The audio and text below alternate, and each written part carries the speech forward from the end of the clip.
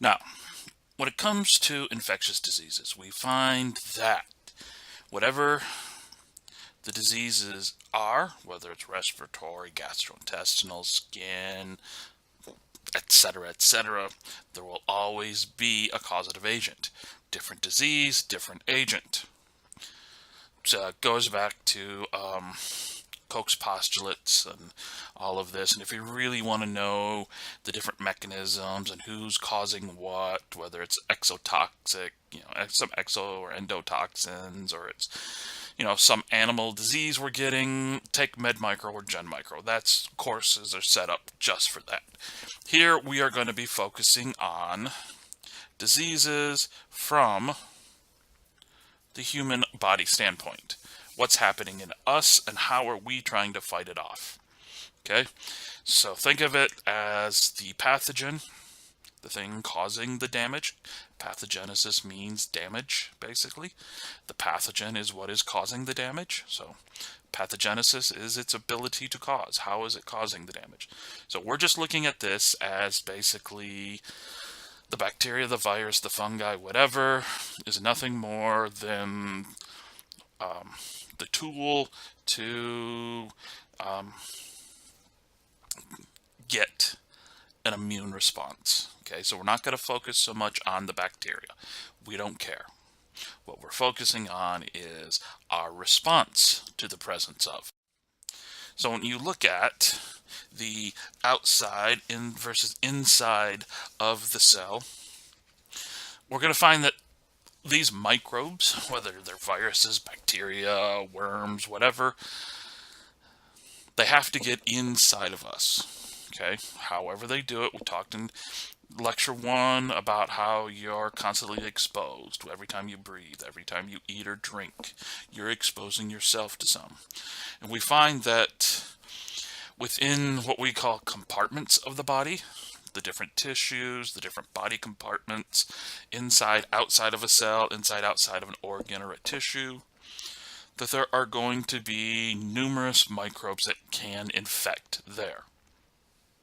Some of the times the microbes can go extracellular, intracellular, multiple compartments within the body, but for the most part, they are specific.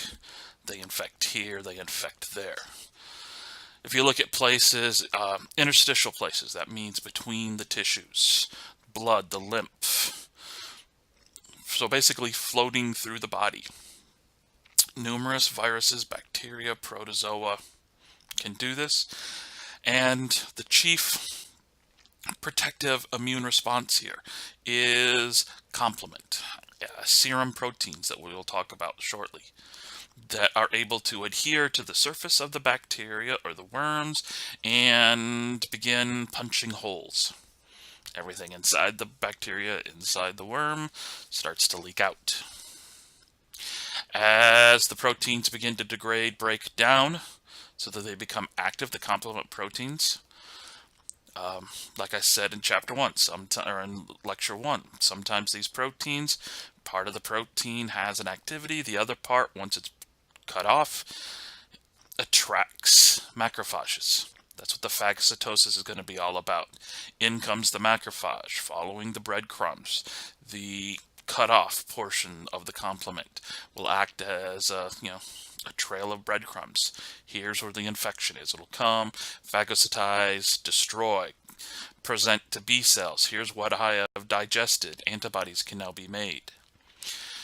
Or if you're looking at the linings of different pockets of our body, whether you're talking your mouth, your eye sockets, your gastrointestinal tract, the epithelial surfaces, our skin. Tight junction keeps anything from getting in. There will be secretions, whether it's mucus or sweat, that will have antimicrobial peptides in it, antibodies, specifically the class IgA. In your mouth right now, as you are salivating, there are antimicrobial peptides along with some digestive enzymes already there. In your tears, there are IgA as well as some antimicrobial peptides trying to keep the bacterial numbers and the viruses, keep those numbers in check. Now, when you get to the intracellular, that means somehow the bacteria, the virus, has now gained entry into a cell. Different viruses, remember, one goes in, hundreds, thousands come out. That's the way these viruses work.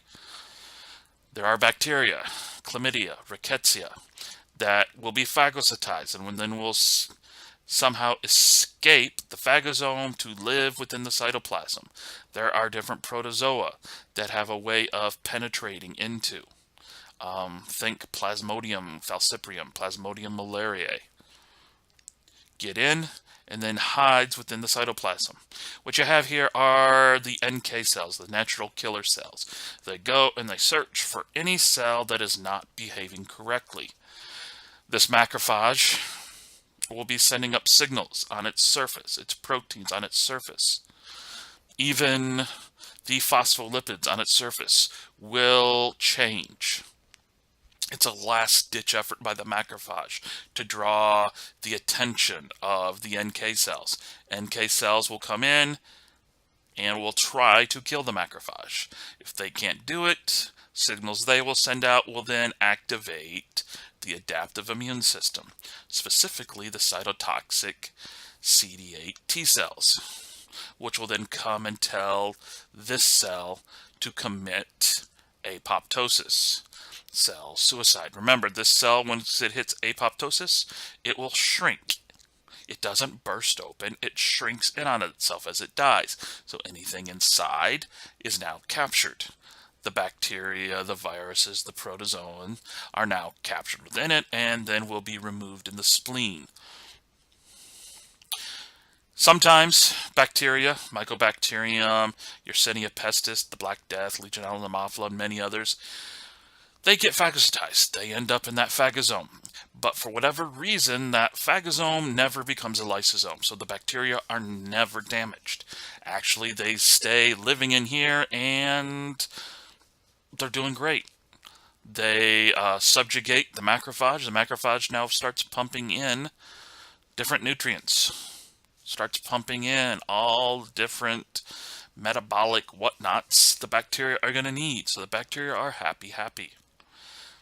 They grow, they continue to, and these phagosomes will grow in size to take over most of the volume of the cell until the cell bursts, releasing the bacteria. Well, our friends, the NK cells, the T cells, will come in, tell it to die. We also see another thing that the NK cells can tell the macrophages to turn on certain sets of genes that are not normally on, to supercharge its killing ability, to overcome whatever signals are being intercepted, that are being altered by the presence of the microbe. We find that the presence of the bacteria, the presence of the virus and whatnot itself can be damaging.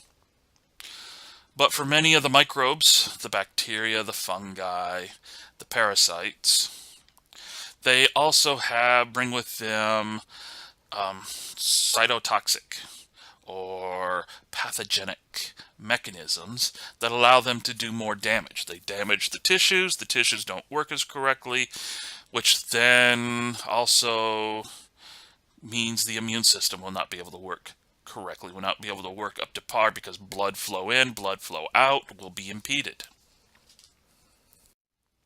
When you look at some of the direct mechanisms that many pathogens can use, the production of exotoxins. Exo here meaning outside, and a toxin. It's a toxin that is made and produced to be pumped out by the bacteria. It goes and will damage directly cells. Strep pyogenes, Staphylococcus aureus, Corynebacterium diphtheria, Clostridium tetani, tetanus, Vibrio cholera. These cause numerous diseases, and the problem is our immune system can handle the bacteria very well.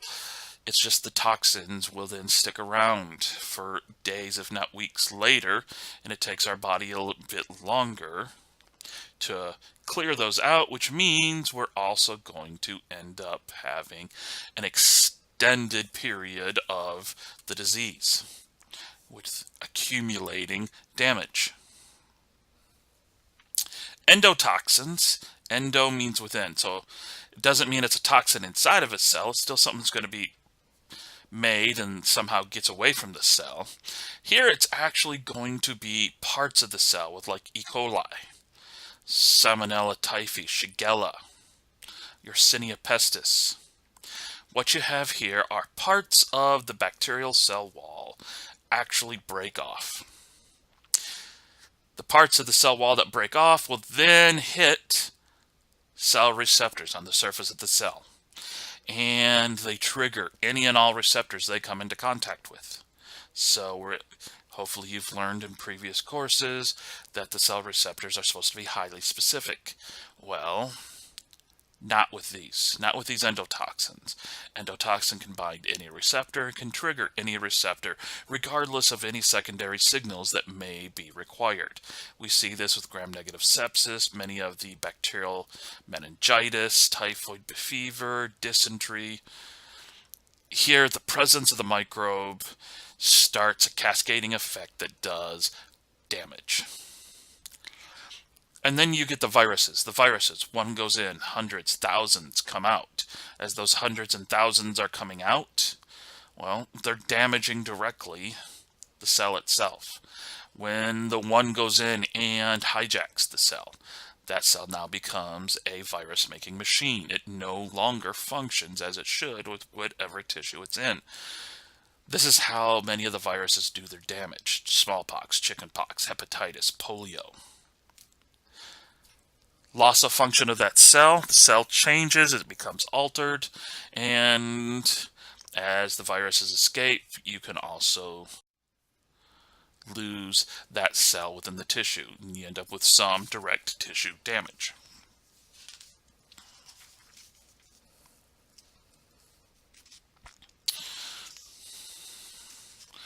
Now, sometimes we end up with damage because our immune system doesn't know what to do. Our immune system does not know how to react.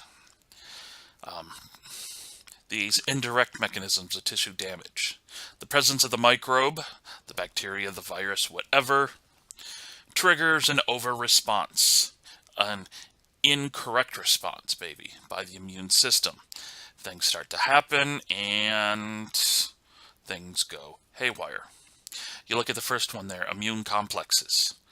Hepatitis, malaria, some bacterial infections. What we have happen is antibodies that were specific for a protein or a polypeptide start to form larger and larger complexes. They start to bind more and more. These large complexes actually get so large, so heavy, that they will come out of solution. They will come out of the blood. They will come out of the interstitial fluid. Because they're now crystallizing, coming out, you end up with kidney disease. As the complexes start to deposit in the bloodstream, they start to cause vascular issues. Glomerulonephritis is direct kidney damage due to bacterial infections. You also start to see that these complexes start to damage the kidneys. You start to damage the way everything functions, from the kidneys on down through the bladder and everything. Sometimes we see that with certain infections, the pathogen mimics too closely a human or a mammalian polypeptide, induces a reaction to that polypeptide, and there's just enough of a cross reaction that you begin to see antibodies attacking self. Certain cells in our immune system, certain cells in tissues. You see this with rheumatic fever. People with RH, the infection, whatever the early infection was, the initial infection goes away, and over time they start to develop, slowly over time, start to develop arthritis, swelling and remodeling of their finger joints, their knuckles. What's happening here is they are now making antibodies to proteins in the joints, the knuckles, the knees, the elbows. So they're attacking self. And then finally, cell-mediated immunity. Some reason, with some viral infections, some bacterial infections, as well as down here, Borrelia, schistosoma, we see it with some parasite infections. We begin to see the cells attack self indiscriminately. Cells that should be attacking an infected cell no longer shut down and begin attacking other cells. That's why you see like Lyme arthritis, Lyme disease. The immune system starts attacking self. Now, there are host defenses that these microbes have to overcome. It's not just poof, they are there. Whether you're breathing, you're eating, you're touching things, and you're getting exposed, there are a whole set of barriers, defenses that we have developed as we have matured, and that we have also developed as we have evolved. Mechanical barriers, your skin, your mucosal lining of your eyes, your mouth, your sinuses. You have a microbiota, also known as a normal flora. They are there and they compete. There's only so much space, there's only so much water, nutrients everywhere. And if you have, for every one pathogenic cell, every one pathogen you get exposed to, if you already have a few 100,000, a few million bacteria there that, well, basically don't care, they're not going to do you any damage, well, pathogen's going to most of the time going to get out competed. And then you have an inflammatory response. This is the immune system. That proteins that I mentioned before, known as complement proteins, cascade that will punch holes in anything not you. And as they're punching holes, they're recruiting in effector cells. They're recruiting in other cells to come in and fight for you. So, mechanical. Think of this as the skin, the lining of the gut, the epithelial cells that are joined by tight junction. You see the movement of the cilia in the lungs. This brings stuff up in your deep lungs. You cough it up, goes to your gut. Flow from the gut down. Nothing comes back. Anything that was in the lungs goes to the gut, gets digested due to low pH. Pulmonary surfactants. Think of this as like soap. Surfactants are things in soaps that help to break down the surface tension of water. So that way your phlegm that you are coughing up for your lungs is nice and thin. It comes up thanks to the cilia and goes down to the low pH of the stomach to be digested in enzymes. Same thing in your eyes, nose, oral cavity, the saliva, the tears going down your throat into your gut. Low pH, enzymes, digest anything's away. Within the tears, your saliva, you have protein known as an enzyme known as lysozyme. Remember, anything in enzyme is an enzyme. So lysozyme, it's a lysing enzyme. You also have proteins known as histatins and beta defensins that will punch holes in anything not you. Same within the lungs. Defensive proteins, alpha defensins, cathelicidins, punch hole in things not you. Same as on your skin, same as your gut. Once you get out of the stomach and you get into the small intestine and large intestine, pH is now going to be closer to neutral. So you're going to need defensive proteins that are constantly being pumped out by the epithelial cells to keep the normal flora, keep the pathogens in check. What we see happens is some pathogen is going to go through these 4 stages of an infection. Adherence to the epithelium, whether it's the mucosal epithelium, your skin, wherever. First, it's got to get on the surface. Underneath the surface, you're going to have petroleum, tissue macrophages, dendritic cell, flowing by in the blood. You're going to have a whole host of other things just waiting. There's a break. This intact epithelium is our first line of defense. Your intact skin, your intact mucosal lining of your mouth. Somehow this gets broken. Microbes get into the underlying tissues. Penetrates into the epithelium. Now these innate cells come into play. Macrophages, dendritic cells will now start removing, clearing out the microbes that are there that have gotten in. The wound, within minutes of the wound occurring, whether it's a cut, a scrape, a puncture, whatever, the cells lining the edges of the wound will begin going through mitosis to begin wound healing. The professional cells here will begin phagocytosis and sending out specialized signals to tell other cells to come. These antimicrobial proteins and peptides that are flowing by and are flowing through the tissues will also start binding to the microbes as they break down, go from something that is an active protein to an active state. They cut off part of themselves. That part that's cut off is now going to act as a flare. It's going to act as an attractant to bring in other cells. You see here in the local infection of the tissues, the microbe numbers are increasing, but you also have increased the number of professional phagocytes. As you see here, a cell exits out of the bloodstream, enters into the surrounding tissues, and will swim to the site of the infection.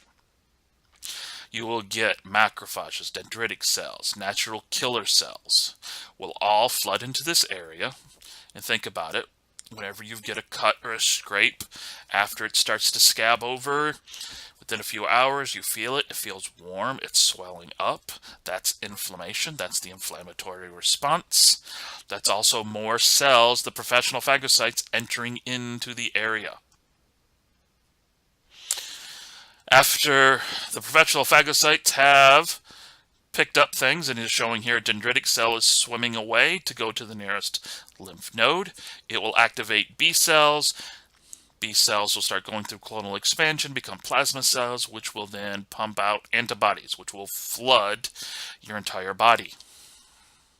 Not just the site of the infection. Better be sure.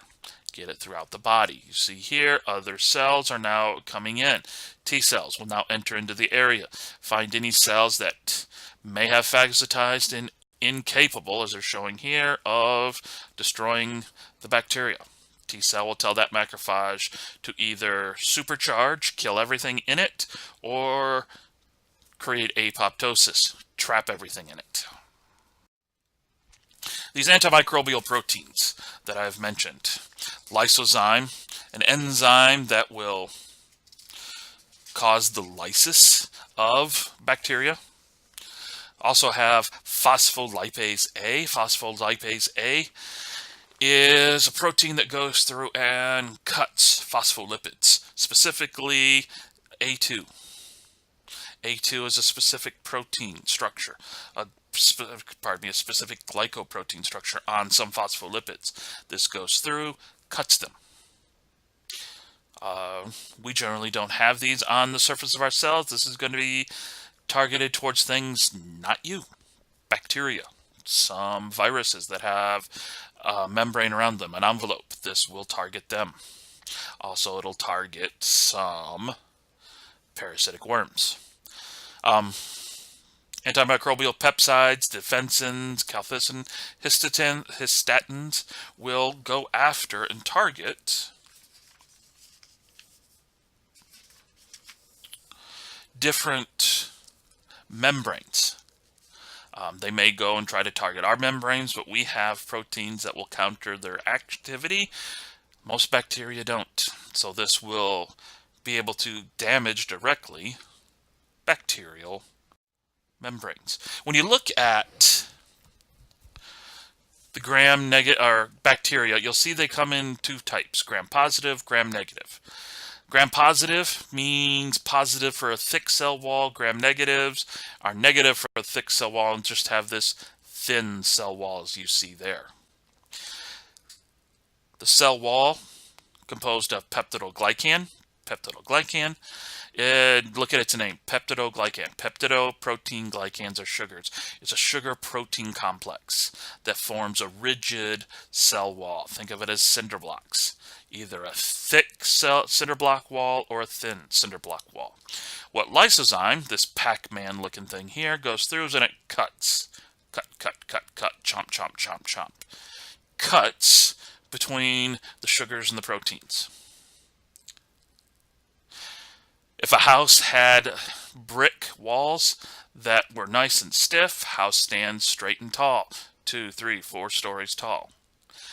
You start putting cracks in those brick walls, a house is going to fall. Same thing here happens to these bacteria. Without this rigid cell wall holding the shape of the bacteria, whether it's a sphere or a rod shape, the bacterial cell wall, the bacteria are going to swell. They swell enough, they pop. When you start looking at the defensin proteins are charged. They are hydrophobic and charged. The best place to hide if you're a hydrophobic protein is in a membrane. You get enough of these little things hiding in the membranes, what they do is they start to collect around each other. They start to pull in on the phospholipids, and then they start to form these pores. Whatever was in here inside the cell now leaks out. Enough stuff leaks out, bad things happen. As you see here in this space-filling model, there are quite a few different defensin proteins we find not only in humans, but in most mammals. They are highly conserved structures across all mammals, across animals, mammals, and then humans. We all have our own set groups. They are, as I said, amphipathic. They have hydrophilic, hydrophobic regions. Mostly hydrophobic, which means they're going to hide very well in membranes. Basically, as they collect, they start to form pores. More and more pores, more and more things leak out. You're going to see that there is what is, this should say alpha defensin. Alpha defensin you're going to find are produced by neutrophils. Neutrophils collection are a set of cells in white blood cells that go around looking for anything not you. They either directly kill it or they kill all the tissues around it and kill it that way. They produce these alpha defensins that will punch holes in bacteria or in cells that are infected by bacteria. Beta defensins are produced by epithelium, the skin cells, the mucosal lining, the cells lining mucosal epithelium of your mouth, your sinuses, your eyes. They go after, punch holes in anything not you again. We find that more often than not, these guys are produced as long protoproteins, propeptides. They have multiple regions, and each region will have a different activity. Altogether as one protopeptide, they do nothing. This right here, this alpha defensin with the pro region and AMPH region, does nothing. It is a protein that sits there and does nothing except free floating in the cell, free floating in the interstitial tissues. But you release this pro region. The amphipathic region here now is able to finally get its tertiary structure, quaternary structure correct, and will then be able to insert into a membrane. Same here with the beta defensins, the calcicidins, the lecticidins. When there is full protopeptide that does not have any activity, they will collect inside cells in what are known as granules or lamellar bodies. Think of this as tightly packed in proteins that are in their secondary structure but have not hit their tertiary structure. To get the correct tertiary structure, cut, cut, release, release, off everything goes.